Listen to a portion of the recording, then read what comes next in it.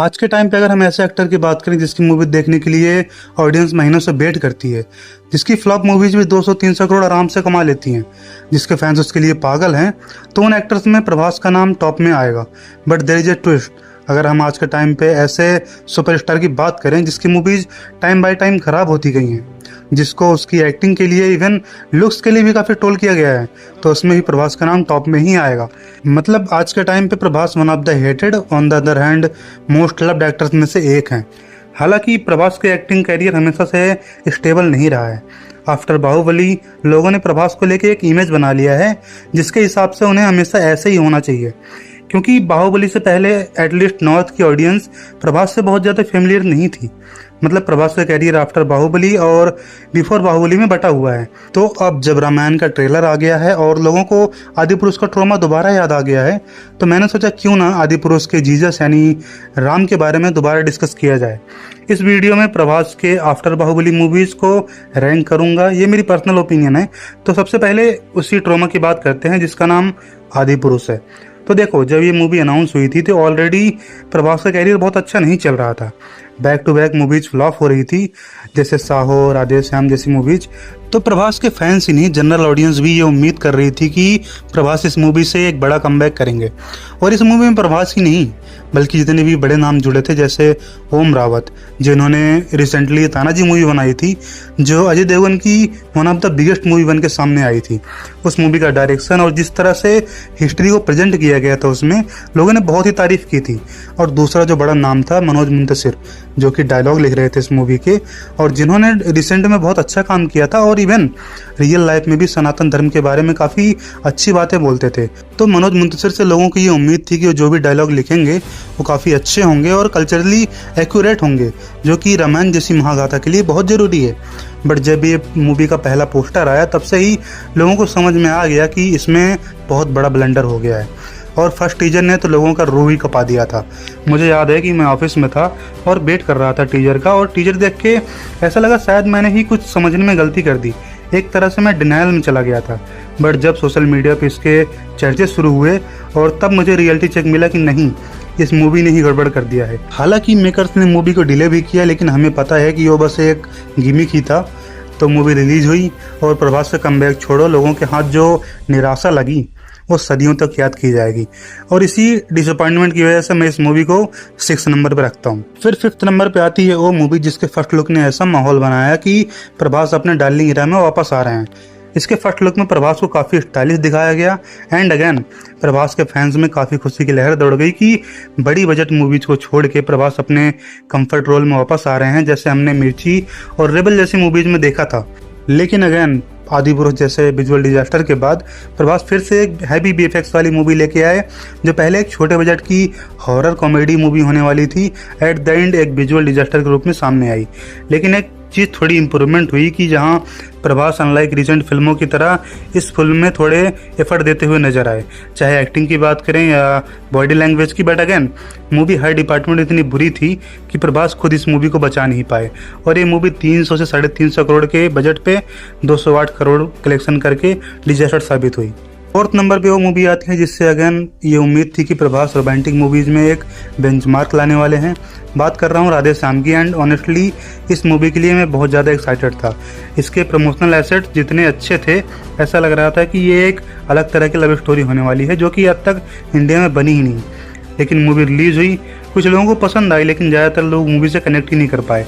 Movie का intention अच्छा था बट स्क्रीन प्ले इस मूवी का सबसे बुरा पॉइंट था, जहाँ स्टोरी भी कहीं ना कहीं रेगुलरली फील होती है। मैं अपनी बात करूँ तो ये मूवी मैंने थिएटर में देखी थी और मूवी देखते टाइम मैंने इसे एंजॉय भी किया था, लेकिन थिएटर से निकलने के बाद गानों के अलावा ऐसा कुछ नहीं था जो याद रहे। प्रभास हैंडसम लग रहे थे बट उसके अलावा मुनाल ठाकुर के साथ उनकी जोड़ी कन्विंसिंग नहीं लग रही थी, इसलिए लोगों ने इसे रिजेक्ट कर दिया, क्योंकि लोगों के पास कश्मीर फाइल जैसा ऑप्शन भी था। 3rd नंबर पे एक ऐसी मूवी आती है जिसको लेके आज भी लोगों में बहुत ज़्यादा डिबेट होता है। कुछ लोगों के लिए ये मूवी मास्टरपीस है, वहीं कुछ लोग इसे एक लेजी मूवी बताते हैं। जहां कुछ रिव्यूअर्स पहले इसे फालतू मूवी बोलते हैं, लेकिन वहीं एक साल बाद वो दोबारा वीडियो बना के इसे एक्सीलेंट बोलते हैं। नहीं, मैं साहो की बात नहीं कर रहा हूँ, मैं सालार की बात कर रहा हूँ, जिस मूवी से प्रभास के फैंस उन्हें एक नया नाम देते हैं, डायनासोर। ये मूवी भी मैंने थिएटर में देखी थी और ऑनेस्टली बाहुबली 2 के बाद मैंने इस मूवी को बहुत एंजॉय किया था। जिस तरह से स्टोरी टेलिंग थी इस मूवी की, वो किसी ब्रिलियंस से कम नहीं था। वर्ल्ड बिल्डिंग से लेके स्क्रीन प्ले तक सब काफ़ी अच्छा था। बट मूवी देखने के बाद जब मैंने सोशल मीडिया पे इसका रिव्यू देखा तो मैं हैरान था कि लोग इसे निगेटिव रिव्यू दे रहे थे, और मेरे लिए बहुत ही शॉकिंग था, क्योंकि ये बोलना कि ये मूवी इंजॉयबल नहीं थी, ये मैं आज भी नहीं मान सकता। राजा साहब और आदि पुरुष, इवन राधे श्याम का भी समझ में आता है कि वो जो प्रॉमिस करती हैं उसे डिलीवर नहीं कर पाती। लेकिन सलार एक ऐसी मूवी थी जो अपने प्रमोशनल मटेरियल में जो भी शो करती है उससे कहीं ज़्यादा डिलीवर करती है। जो भी आप प्रशांत नील की फिल्मों से उम्मीद करते हो वो सब था इसमें। और जो लोग बोल रहे थे कि प्रभास पूरी मूवी में एक जैसा फेस लेके चलते हैं, एक जैसा एक्सप्रेशन लेके चलते हैं, मैं उनसे बोलना चाहता हूँ, क्या तुमने कैरेक्टर को समझा नहीं या समझना नहीं चाहते? उस कैरेक्टर में इतना रूम ही नहीं था कि वो बहुत ज़्यादा डेप्थ ऐड कर पाए। प्रशांत नील ने लिखा ही था उससे वैसे, और इसीलिए ये मूवी मेरी प्रभास की one of the best movies में से एक है। जैसा कि मैंने सालार के लिए बोला, तो सेम चीज़ मुझे सेकंड नंबर वाली मूवी के लिए भी फील होता है कि लोगों ने इसे बहुत ज़्यादा मिसजज किया है। उस टाइम लोगों ने इस मूवी को शायद समझा ही नहीं। इस मूवी में कमियां थी जिसे पॉइंट आउट करना नॉर्मल है, लेकिन इस मूवी को बुरा बोल देना पाप है मेरी नज़र में। हाँ, मैं बात कर रहा हूँ साहो मूवी की। मेरी मानो तो इंडिया की आज तक की बनी सबसे स्टाइलिश मूवीज में से एक है ये। इस मूवी का ट्रेलर रिएक्शन आज भी आप यूट्यूब पे देख लो तो एक ऐसा सिंगल बंदा भी नहीं है जिसे इसके ट्रेलर ने इम्प्रेस ना किया हो, और शायद यही इसकी one of the biggest point भी है, क्योंकि ट्रेलर में इन्होंने कुछ ज़्यादा ही दिखा दिया था। इस मूवी का जिक्र जब भी होता है तो मुझे अजय देवगन की सिवाय मूवी की याद आती है। जब मैंने वो मूवी देखी थी तो उसके विजुअल्स और एक्शन ने मुझे बहुत ज़्यादा इंप्रेस किया था। खैर, साहो की बात करूँ तो ये डायरेक्टर सुजीत की पहली मूवी थी और इन्होंने इस मूवी में अपना सब कुछ डाल दिया था। अच्छा एक्शंस, गुड विजुअल्स और एक दिमाग घुमा देने वाली स्टोरी। लेकिन शायद यहीं वो ओवरडू कर गए। जहां ऑडियंस एक मास मसाला मूवी सोच से गई थी, वहीं इस मूवी ने इतने ट्विस्ट फेंक के मार दिए कि दिमाग ही घूम गया। सुजीत ने इस मूवी में अब्बास मस्तान को भी पीछे छोड़ दिया था, लेकिन इतनी कमियां होने के बावजूद भी ये मूवी इतनी अच्छी चीज़ें आपको ऑफर करती है, जिसकी वजह से आज भी इस मूवी की अलग ही फैन फॉलोइंग है। और इसी वजह से सुजीत ने ओजी में भी साहो के कनेक्शंस का हिंट दिया था, एंड आई होप कि ओजी 2 के साथ हमें साहो की दुनिया के बारे में और भी चीज़ें बताई जाए। फर्स्ट मूवी सबने गेस कर ही लिया होगा, जो कि है कल की 2898 AD। और इस मूवी की जो हाइप थी मैं शब्दों में बता नहीं सकता। इंडिया की पहली पोस्ट एपोकलिप्स मूवी और उसके ऊपर Prabhas as main lead hero. जब इसका first look San Diego Comic Con में दिखाया गया था तो लोग पागल हो गए थे कि प्रोजेक्ट की क्या है। यूट्यूब पे अलग अलग थ्योरीज बन रही थी। ये फर्स्ट टाइम था जब मैंने पॉप कल्चर क्रिएटर्स को किसी इंडियन मूवी के बारे में इतना डिटेल्स में डिस्कस करते हुए देखा था। मूवी रिलीज होने से पहले ही जो भी प्रमोशनल मटेरियल आए थे इसके, सब में मूवी एकदम अलग ही लग रही थी। मेरे जैसे लोग जो प्रभास को सच में एक अच्छी मूवी में देखना चाहते थे, उनकी उम्मीद एक बार फिर से वापस आ चुकी थी, और इस बार उम्मीद कायम रही। मूवी रिलीज हुई और मूवी हर तरह से लोगों को इम्प्रेस कर गई। मूवी के विजुअल, स्टोरी टेलिंग, डायरेक्शन और जिस तरह से फ्यूचर वर्ल्ड को दिखाया गया था वो कमाल का था।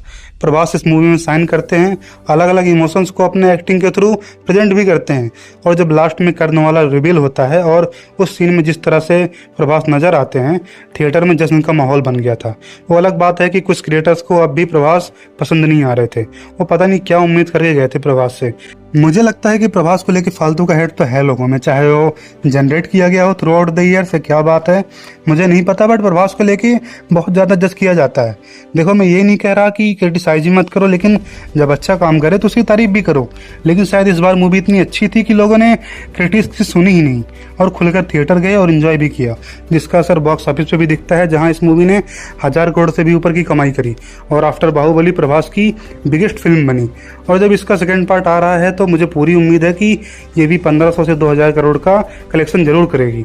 और अपकमिंग मूवीज की बात कर रहे हैं तो प्रभास की लाइनअप बहुत ही इंप्रेसिव है, जहां फौजी के साथ साथ जो कि दिसंबर में आ रही है, और इसका लुक बहुत ही अच्छा लग रहा था, जहां प्रभास को एक बहुत ही अलग लुक में दिखाया गया, और जिसके साथ उम्मीद ये आती है कि ये मूवी बहुत अच्छी निकल के आएगी।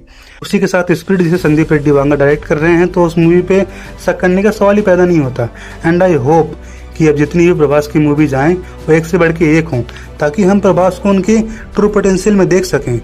इसी के साथ आपकी आफ्टर बाहुबली प्रभास की कौन सी फेवरेट मूवी है और कौन सी अपकमिंग मूवी के लिए आप ज़्यादा एक्साइटेड हो, मुझे कमेंट में ज़रूर बताना और प्लीज़ लाइक और सब्सक्राइब जरूर करना।